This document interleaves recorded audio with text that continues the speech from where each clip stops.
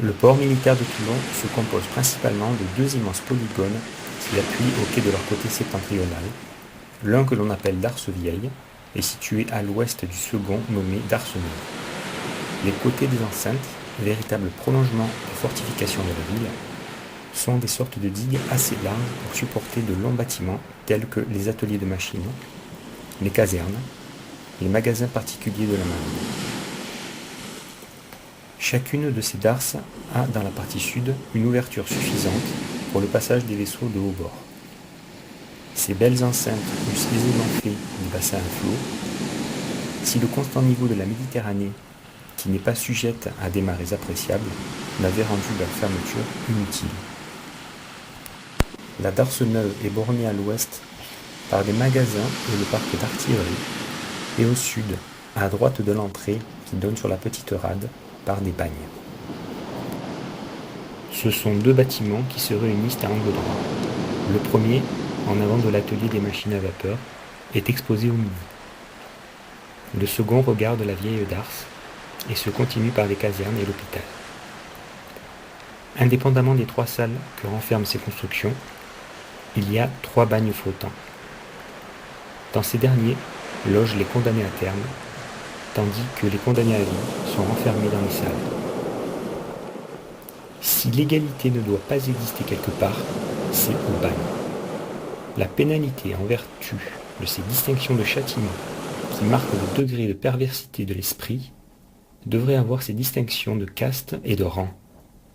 Les condamnés de tout genre, de tout âge, de toute peine, sont honteusement mêlés, et ces déplorables agglomérations, il ne peut surgir qu'une corruption hideuse.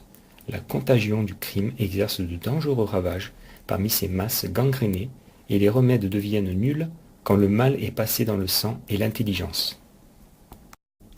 Les prisons sont reléguées, on le voit, à l'extrémité de l'arsenal et le plus loin possible de la ville.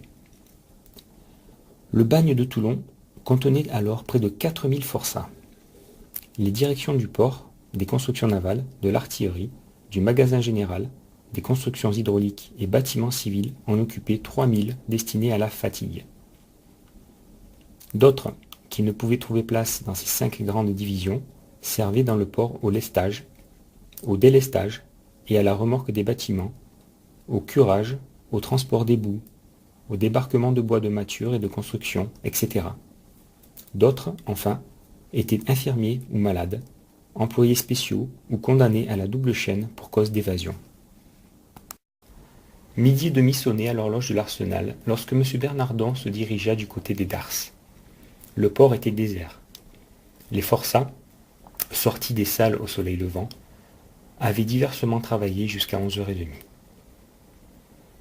La cloche les avait alors rappelés dans leurs prisons respectives. Chacun d'entre eux avait reçu un pain de 917 grammes ou 300 grammes de biscuits de mer, ainsi que 48 centilitres de vin. Les condamnés à perpétuité étaient remontés sur leurs bancs, et leurs sbires les y avaient aussitôt enchaînés. Les condamnés à temps pouvaient librement circuler dans toute la longueur de la salle.